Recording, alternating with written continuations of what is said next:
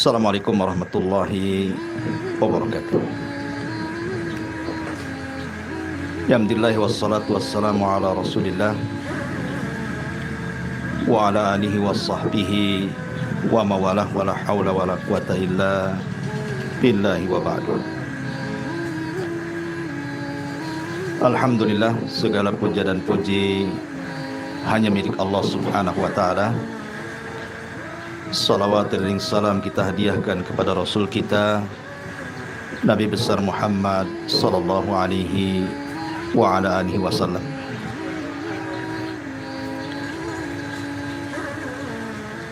Pembahasan yang kita akan bahas di pagi menjelang siang ini, sebagaimana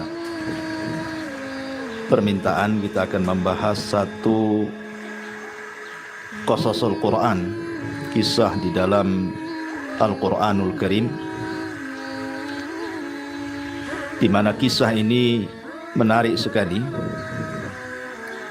karena akan banyak pelajaran, khususnya kepada orang-orang yang sedang ditimpa musibah.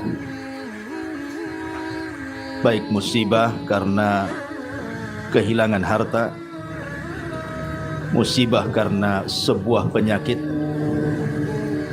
musibah karena dijauhi manusia,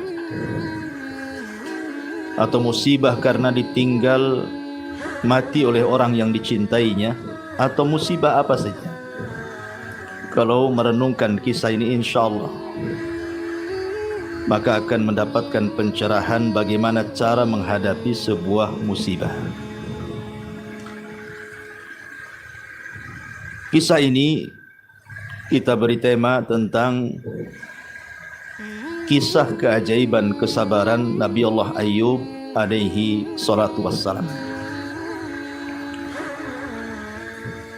Baik, kita akan kisahkan secara singkat kisah ini, karena kalau mau dirinci untuk menceritakan kisahnya saja perlu berjam-jam gitu ya. Tapi kita akan ambil poin-poin penting dalam kisah ini tanpa mengurangi inti daripada kisah. Tentu kita hanya berpatokan kepada Al-Quran dan juga sunnah yang sahih tentang kisah Nabi yang mulia ini. Ma'asyiral muslimin yang dimuliakan Allah subhanahu wa ta'ala, kisah Nabi Ayyub ini dicantumkan di 4 surat dalam Al-Quran. Bisa dilihat pada surah An-Nisa 163, surah Al-An'am 84, surah Al-Anbiya 83, dan surah Sad 41. Kita akan baca beberapa cuplikan ayat dalam Al-Quran, kemudian kita terangkan mengikuti riwayat Anas ibn Malik dari hadis yang sahih yang bercerita tentang kisah Nabi Allah Ayyub alaihi salatu wassalam. Di dalam surah An-Nisa ayat 163, Allah subhanahu wa ta'ala berfirman, Inna auhayna ilaika kama auhayna ila Nuhin wan nabiyyina min ba'di wa auhayna ila Ibrahim wa Ismail wa Ishaq wa Ya'qub wal asbat wa Isa wa Ayyub wa Yunus wa Harun wa Sulaiman wa atayna Dawuda zabura. Sungguh telah kami wahyukan kepada wahai Muhammad sebagaimana telah kami wahyukan kepada Nuh dan para nabi setelahnya, dan kami wahyukan kepada Ibrahim, Ismail, Ishak, Ya'qub, dan juga Al-Asbat, kemudian kepada Isa dan juga Ayyub serta Harun dan Sulaiman, dan kami datangkan untuk Dawud kitab Zabur. Dari surah An-Nisa 163 ini kita bisa pahami bahwa Nabi Ayyub alaihi salatu wassalam adalah dari zuriyahnya Ibrahim. Karena bagaimanapun sebuah kata kerja ataupun dhamir dalam bahasa Arab itu pasti akan kembali yang terdekat. Tidak mungkin kemudian yang jauh. Kepada Nuh begitu ya, tetapi kepada Ibrahim. Kalau kita lihat silsilah Nabi Ayub itu, Ibrahim itu punya 2 putra. Satu Ismail yang kemudian menjadi Nabi Arab. Kemudian yang kedua Ishak yang kemudian menjadi buyutnya Bani Israel dan juga buyutnya bagi Bani Asfar atau dikenal dengan orang-orang Nasrani yang ada di Eropa sana. Karena dari Ishak itu lahir 2 orang. Pertama Yakub yang nama aslinya disebut Israel dan turunannya disebut Bani Israel. Yang kedua Al-Is yang kemudian turunannya disebut Bani Asfar atau disebut dengan orang-orang Romawi. Lah Nabi Ayub ini turunan daripada Al-Is ibn Ibrahim. Al-Is ibn Ishaq ibn Ibrahim.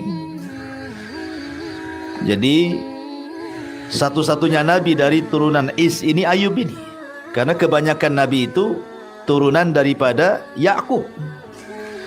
Yakub punya anak 12, salah satunya Nabi Yusuf. Lah dari 12 anak Yakub ini lahir ribuan para nabi. Tetapi dari Al-Is ini tidak banyak, salah satunya hanya Ayub saja yang dikirim berdakwah ke bangsa Romawi itu. Dia berdakwah di daerah Syam. Intinya bahwa dari ayat ini kita tahu bahwa Nabi Ayub itu secara nasab sampai kepada Ibrahim alaihi salatu wassalam lewat jalur Al-Is, bukan lewat jalur Yakub. Makanya dia bukan Nabi Bani Israel, karena enggak masuk turunan Yakub. Bahkan dia saudaranya gitu ya, saudara Yakub Al-Is ini. Dan Nabi SAW menyebutkan tentang Bani Asfar di akhir zaman itu. Tapi tidak kita hendak ceritakan soal akhir zaman. Intinya surah An-Nisa 163 ini menceritakan tentang nasab Nabi Ayub. Kemudian Allah Subhanahu wa taala menyebutkan dalam surah Sad. Surah Sad Allah mengatakan wadhkur abdana ayyuba idznada rabbahu inni massaniyadh-dhurr inni massaniyasyaitan binusbin wa adab. Dan ingatlah akan hamba kami Ayub ketika dia menyeru Tuhannya, sesungguhnya aku diganggu syaitan dengan penderitaan dan juga bencana. Ada yang memberikan catatan kepada ayat ini. Jadi Ayub alaihi salatu wassalam manusia paling bahagia. Artinya seluruh keinginan manusia hidup itu ada semua pada Ayub. Apa sih yang kita inginkan hidup itu? Pertama, harta. Ayub cukup hartanya, bahkan kaya lagi. Bukan cukup, kaya lagi. Punya peternakan dari berbagai macam jenis binatang ternak, punya perkebunan yang sangat luas dengan pekerja yang sangat banyak ya. Artinya secara kekayaan itu dicukupkan luar biasa. Dan inilah keinginan manusia. Apalagi manusia itu setelah kaya pengen punya istri yang salehah. Ayub dianugerahkan istri yang salehah. Bahkan herannya, Ayub itu kan terkenal kisahnya bicara tentang kesabaran istrinya. Tapi Al-Quran tidak menjelaskan, hanya menjelaskan sekilas saja. Bahkan yang banyak menceritakan tentang hubung kait Ayub dengan istrinya itu di hadis-hadis Nabi saja yang banyak. Karena memang Al-Quran sendiri tidak menceritakan secara detail, lain dengan kisah Nabi Musa atau Ibrahim atau Yusuf. Itu kan detail tuh dalam Quran tuh.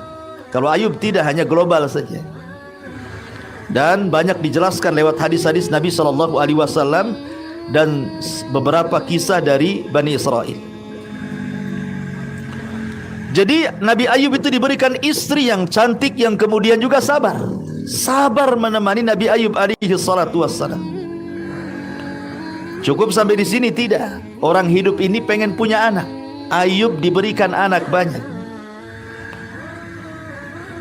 Ada yang mengatakan bahwa dia diberikan anak-anak sebanyak 7 orang laki-laki dan 3 orang perempuan.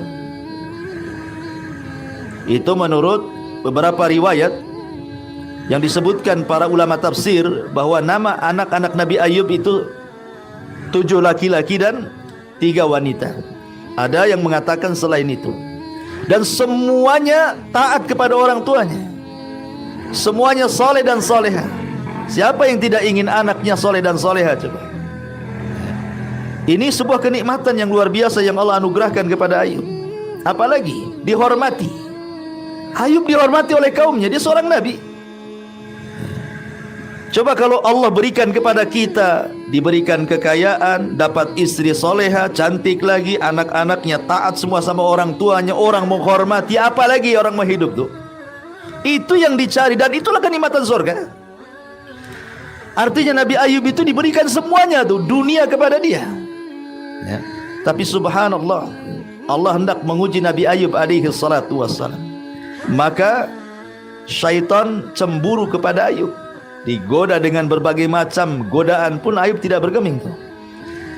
Makanya di sini Allah mengatakan firman-Nya bahwa Nabi Ayub alaihi salatu wassalam mengatakan, inni massaniya syaitan binusbin wa adab.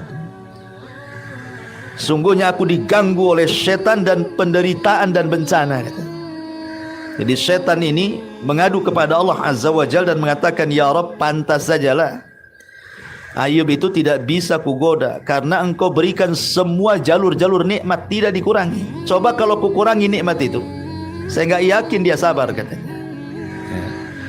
Tapi Allah subhanahu wa ta'ala mengatakan tidak demikian, karena Ayub itu inna wajadnahu sabira ni'mal abdu innahu awwab. Allah katakan apa?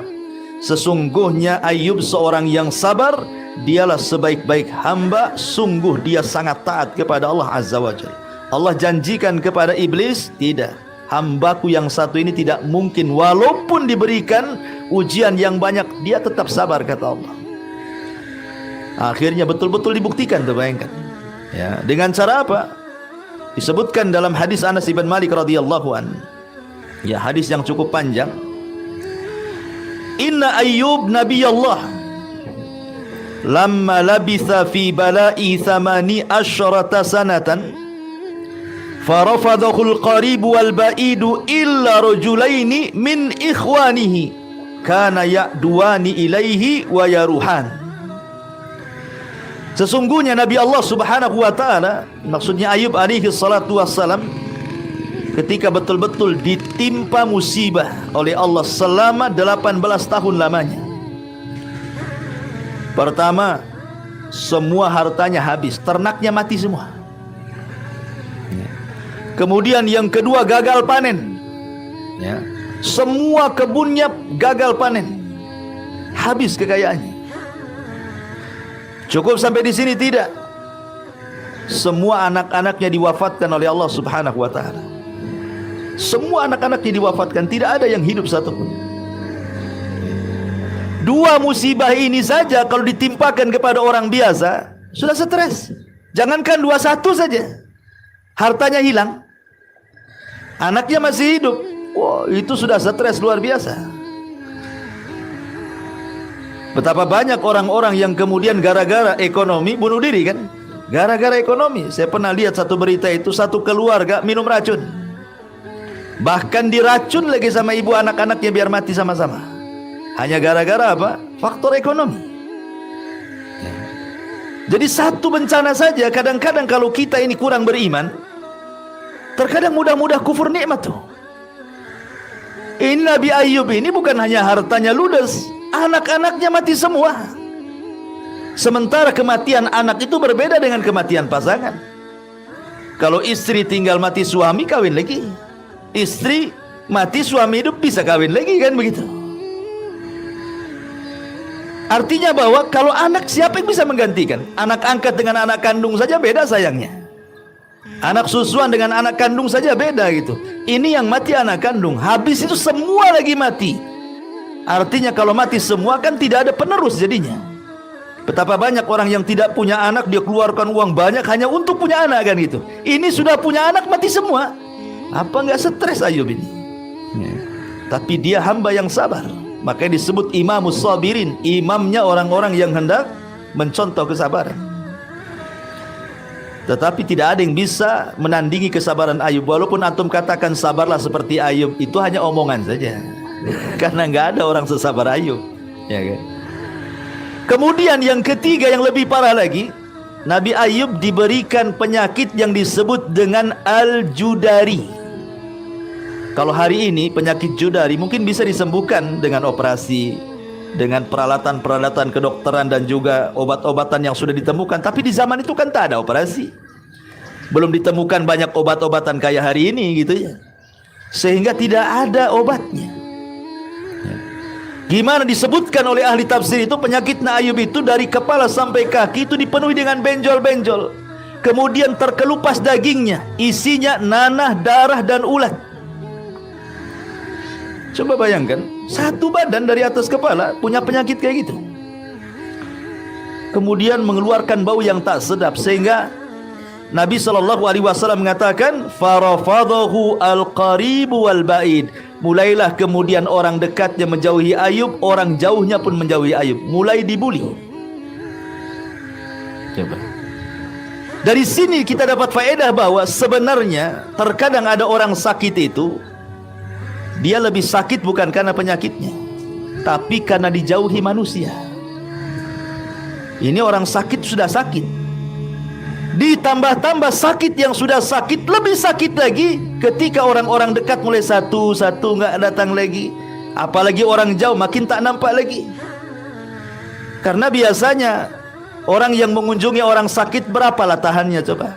Saya sakit, antum mengunjungi saya emang tiap hari? Paling sekali saja buah-buahan habis itu hilang. Tahu-tahu sudah innalillahi wa inna ilaihi rajiun saja baru tahu loh, udah meninggal rupanya. Kan gitu ya. Oke lah orang jauh, orang dekat. Siapa yang bisa ngerawat orang sakit? Tak ade, tak ponakan, tak sepupu, nggak ada ceritanya. Paling ujung-ujungnya orang sakit itu kalau dia punya pasangan, ya mungkin pasangannya saja yang ngerawat dia. Kalau dia suami, ya istrinya. Kalau dia istri, ya suaminya. Paling itu, paling full tuh. Jadi Nabi Ayub itu hanya istrinya saja yang merawat. Dan itu lebih sakit lagi biasanya orang kalau sudah tidak berinteraksi dengan orang. Karena orang sakit itu apalagi sampai terbaring gitu kan, sudah itu setan lebih dekat dibandingkan malaikat. Pasti ujung-ujungnya apa? Ya Allah sudahlah, daripada saya ngerepotkan orang, mati sajalah saya. Ujung-ujungnya apa? Pengen mati. Makanya kenapa Nabi SAW ketika Abbas pamannya itu sedang sakit parah, Abbas sempat mengemukakan seperti itu. Dia minta kepada Allah untuk dipercepat kematiannya. Makanya Nabi SAW menasihati Abbas pamannya dan mengatakan, jangan. La tatamannayanna ahadakumul maut, kata Rasul. Tidak boleh seseorang itu berangan-angan, bercita-cita, melamun, menghayal ingin mati. Nggak boleh. Apa alasannya? Maka Rasul menasihati Abbas dengan mengatakan, boleh jadi kalau Allah suatu ketika sehatkan, maka engkau bisa berbuat baik. Ketika berbuat baik bertambah pula pahalamu. Ketika bertambah pahala, bertambah pula untuk menghadap Allah Subhanahu wa ta'ala bekalmu. Tapi kalau Allah Subhanahu wa ta'ala takdirkan engkau sehat dan engkau banyak dosa, dengan kesembuhanmu itu boleh jadi adalah kesempatan bertobat, ya kan? Karena ada dua kemungkinan saja, kita banyak dosa atau kita banyak amal, ya.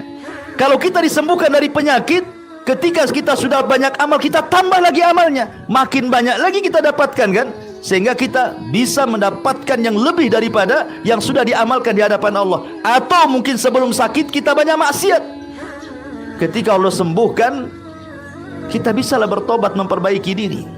Makanya jangan berangan-angan dengan kematian.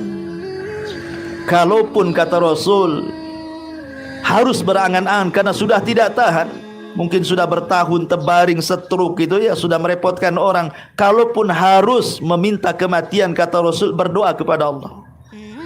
Ya Allah, kalau memang wafatku lebih baik, maka cepatkan wafatku. Tapi kalau kehidupanku lebih baik, maka sembuhkan. Nah, begitu doanya.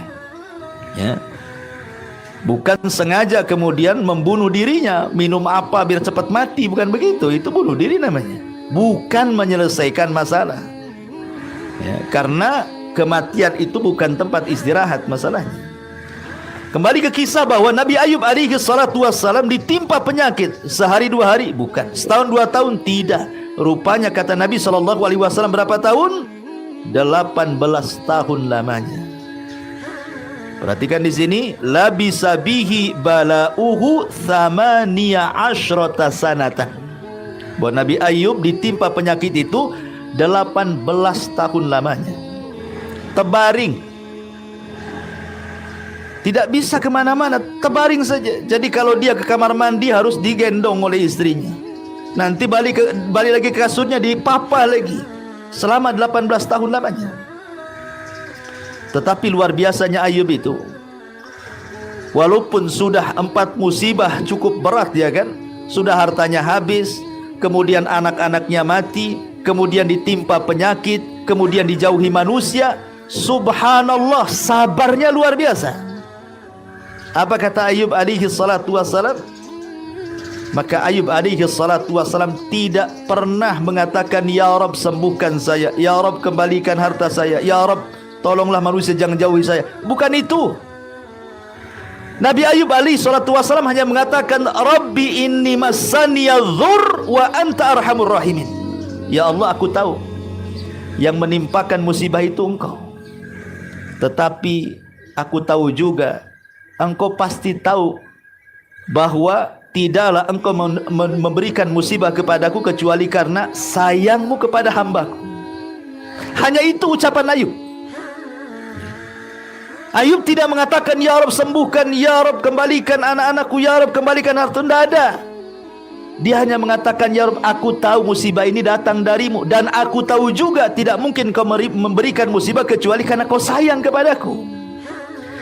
Karena musibah itu kalau diberikan kepada orang yang di luar orang Islam, orang kafir, maka itu dalam bentuk inzar, peringatan, diperingatkan ya. Tapi kalau diberikan kepada orang mukmin, maka itu bukan peringatan, tetapi dalam rangka mengangkat derajat dia dan menghapuskan kesalahan.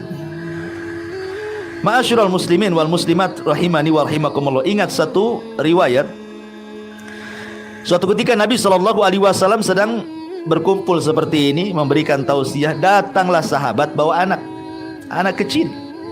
Ya, anak ini disayang betul, diciumi, dipeluk, masya Allah. Rasul takjub.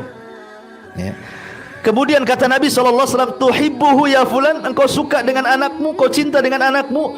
Maka orang ini mengatakan, ahabbakallahu kama uhibbu ya Rasul, sebagaimana Allah fitrahkan aku cinta kepadamu, begitulah aku cinta dengan anakku ini. Tiba-tiba setelah beberapa hari tak hadir di majelis taklim orang yang bawa anak ini. Jadi Nabi bertanya-tanya, mana tuh yang sahabat kemarin yang bawa anak tuh? Maka orang-orang mengatakan, kami juga tidak tahu. Kata Rasul, cari dia, ada di mana dia? Mungkin adalah musibah yang menimpa dia. Akhirnya kemudian setelah dicek rumahnya, rupanya dia merasa sedih dengan luar biasa karena putranya yang dibawa kemana-mana, yang si mata wayang itu meninggal dunia. Jadi kesedihannya itu membuat kakinya berat untuk melangkah ke majelis taklim Nabi, karena saking sedihnya anak satu-satunya meninggal. Jadi Nabi SAW datanglah takziah kepada sahabat ini, menghibur hatinya dan mengatakan, bagaimana kalau Allah Subhanahu wa ta'ala berikan 2 pilihan kepadamu, katanya. 1, Allah hidupkan anakmu dan engkau bersenang-senang dengan anakmu di dunia, tapi di akhirat tidak dapat apa-apa. Atau kata Rasulullah, anakmu berdiri di pintu sorga, kemudian anakmu akan membawa kamu masuk ke dalam sorga. Milih mana? Milih dihidupkan anakmu dan kau bersenang-senang, atau anakmu berdiri di pintu sorga dan menarik kamu, masukkan kau ke dalam sorga.